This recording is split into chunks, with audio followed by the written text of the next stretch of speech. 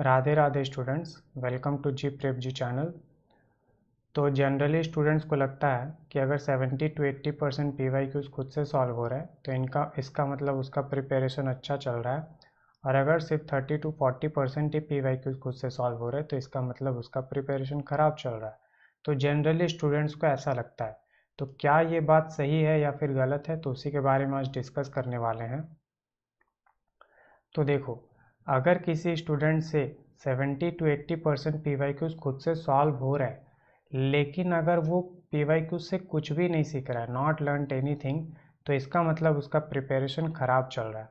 और अगर वहीं पर कोई स्टूडेंट है जिससे सिर्फ 30 to 40% ही पीवाईक्यूज खुद से सॉल्व हो रहा है, लेकिन अगर वो पीवाईक्यूज से बहुत कुछ सीख रहा है, ठीक है, अगर वो पीवाईक्यूज से बहुत कुछ सीख रहा है, लर्नड मेनी थिंग्स, तो इसका मतलब है कि उसका प्रिपरेशन काफ़ी अच्छा चल रहा है।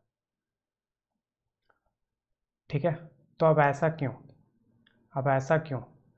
क्योंकि जनरली हम तो ऐसा ही सुने कि अगर किसी स्टूडेंट का 70 to 80% पीवाईक्यूज खुद से सॉल्व हो रहा है तो इसका मतलब उसका प्रिपरेशन अच्छा चल रहा है, अदरवाइज प्रिपरेशन ख़राब चल रहा है। जनरली हम लोग तो ऐसा ही सुने हैं। तो हम उल्टा क्यों बोल रहे हैं? हम ऐसा क्यों बोल रहे हैं कि 70 to 80% पीवाईक्यू सॉल्व करने के बाद भी उसका प्रिपरेशन ख़राब हो जाएगा अगर वो पीवाईक्यू से कुछ भी नहीं सीख रहा है।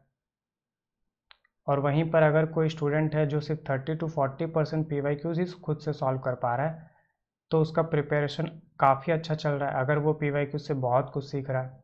तो हम उल्टा क्यों बोल रहे हैं? ठीक है, कि 70 to 80% पीवाईक्यू सॉल्व करने के बाद भी प्रिपरेशन ख़राब चल रहा है अगर वो पीवाईक्यू से कुछ भी नहीं सीख रहा है। तो हम उल्टा क्यों बोल रहे हैं? क्या रीज़न है? ठीक है।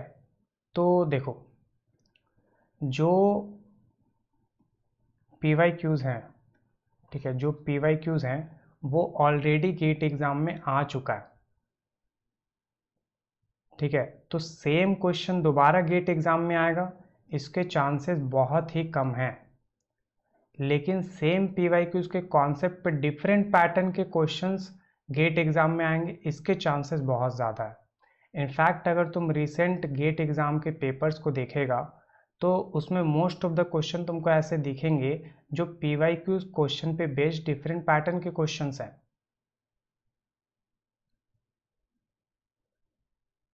ठीक है, तो सेम पीवाईक्यूज गेट एग्जाम में पूछे जाएंगे, इसके चांसेस बहुत ही कम है, इनफैक्ट नेग्लिजिबल है।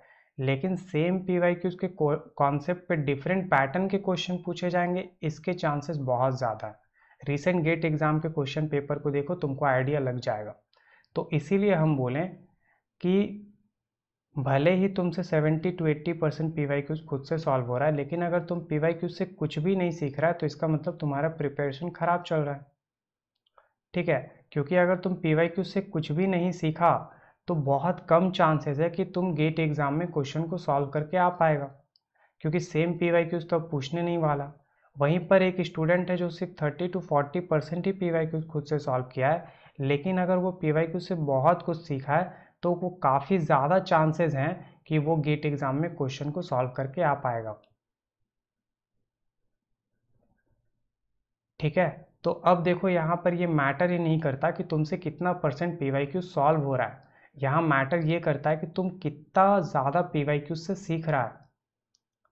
ठीक है, तो अब यहाँ पर समझो कि पीवाईक्यूज खुद से सॉल्व करना काफ़ी इम्पॉर्टेंट है। ठीक है, काफ़ी ज़्यादा इम्पॉर्टेंट है। तो पीवाईक्यू सॉल्व करना इम्पॉर्टेंट है क्योंकि उससे एक आइडिया भी लगता है कि गेट एग्जाम में किस तरह के क्वेश्चंस आ रहे हैं। लेकिन पीवाईक्यू जस्ट सॉल्व करने से नहीं होगा, पीवाईक्यू से तुमको सीखना भी पड़ेगा, अदरवाइज तुम पूरा बेनिफिट नहीं उठा पाएगा पीवाईक्यूज का। ठीक है, तो पीवाईक्यूज तुमसे अगर 70 to 80% सॉल्व हो रहा है खुद से तो अच्छी बात है, तुमको कॉन्फिडेंस आएगा। लेकिन इसका मतलब ये नहीं है कि तुम गेट एग्जाम में क्वेश्चन को सॉल्व कर पाएगा। ठीक है, वो तभी हो पाएगा जब तुम पीवाईक्यूज से बहुत कुछ सीख रहे हो।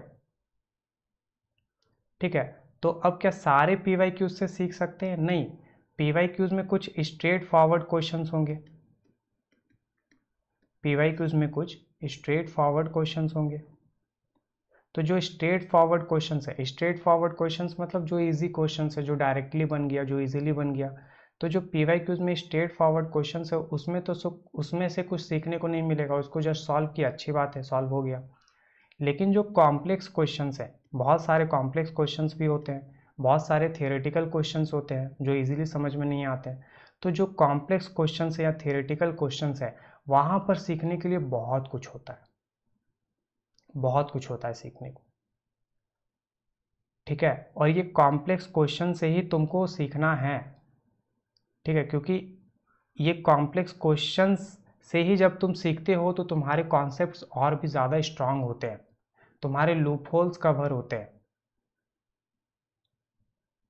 ठीक है। तो इसीलिए PYQ से सीखना काफ़ी इंपॉर्टेंट होता है। और जनरली तुम लोग अपना कोर्स में भी देखा होगा कि कोर्स में सब कुछ नहीं पढ़ाया जाता।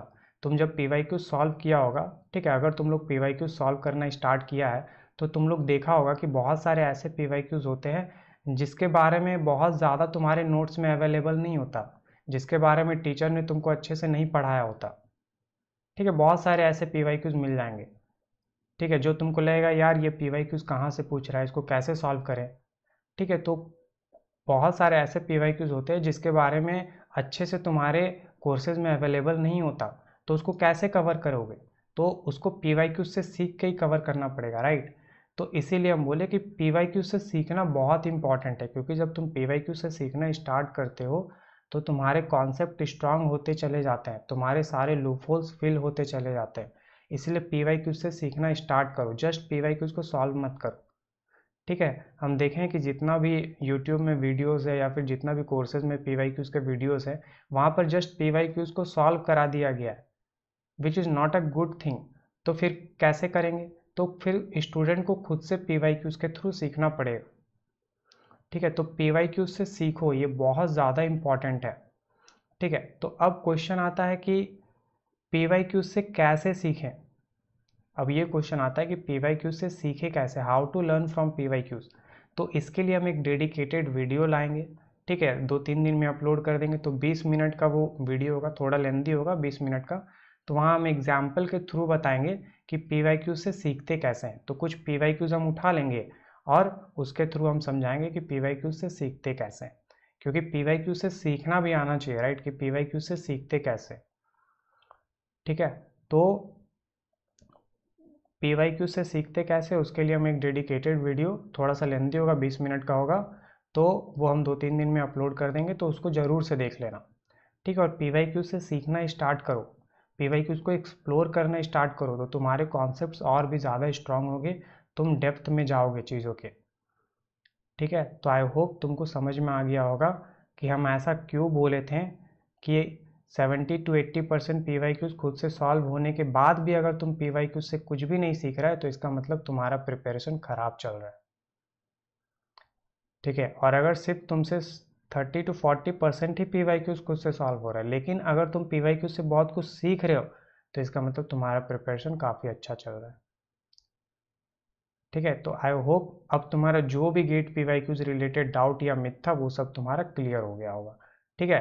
तो अब आज से तुम गेट PYQs से सीखना स्टार्ट कर दो, ठीक है। तो आज के वीडियो के लिए इतना ही, तो मिलते हैं नेक्स्ट वीडियो में, तब तक के लिए राधे राधे।